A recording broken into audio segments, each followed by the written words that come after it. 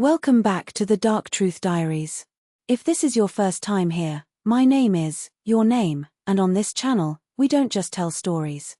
We expose the quiet betrayals that happen behind closed doors. Tonight's story stayed with me long after I finished documenting it. Not because of blood. Not because of police sirens. But because of how close the danger was. This is the story of a woman who opened her home, her heart, and her secrets to someone she called family, only to realize the real threat wasn't a stranger. It was her best friend. This is the friend she trusted most. Became the one she feared. I met Elena Cross on a rainy Tuesday afternoon. She didn't look like someone with a dramatic story. No shaking hands. No panic in her voice. Just tired eyes. She told me she didn't want fame. Didn't want revenge, not publicly, at least. She wanted her story told before it happened again to someone else. What she said next immediately chilled me. People think danger comes from dark alleys. But mine slept on my couch. Elena and Marissa Hale had been friends for over 11 years. They met in college, bonded over late-night talks, breakups, dreams, and disappointments. They survived bad relationships together. They celebrated promotions, engagements, birthdays. Marissa was the kind of friend who showed up uninvited. With wine, jokes, and comfort. When Elena got married, Marissa was her maid of honor.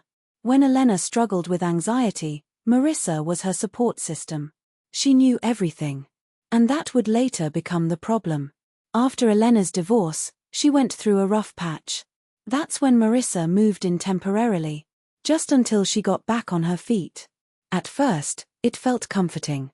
Two friends healing together. But slowly, something shifted. Marissa began asking strange questions, reading Elena's messages by accident, commenting on her routines, finishing her sentences. Elena brushed it off, until the first moment of fear. One night, Elena came home late. Marissa was sitting in the dark. She smiled and said, "I was wondering when you'd be back." She hadn't texted. Hadn't called. She just knew. From that point on, Elena noticed things she couldn't explain. Her laptop moved. Her journal felt read. Conversations repeated back to her word for word. Personal details leaked to strangers. Marissa would laugh it off. "You're imagining things." Classic gaslighting. But the real terror came when Elena overheard Marissa on the phone one night. She whispered, "She doesn't suspect a thing."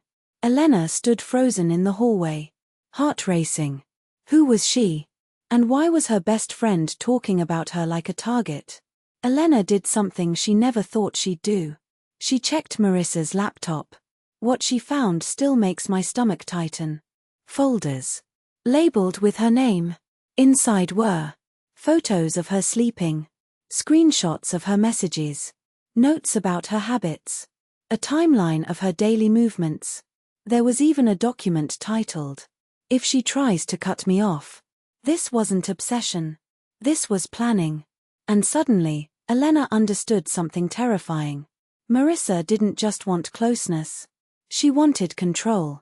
When Elena confronted her, carefully, Marissa didn't deny it. She smiled. And said something Elena will never forget.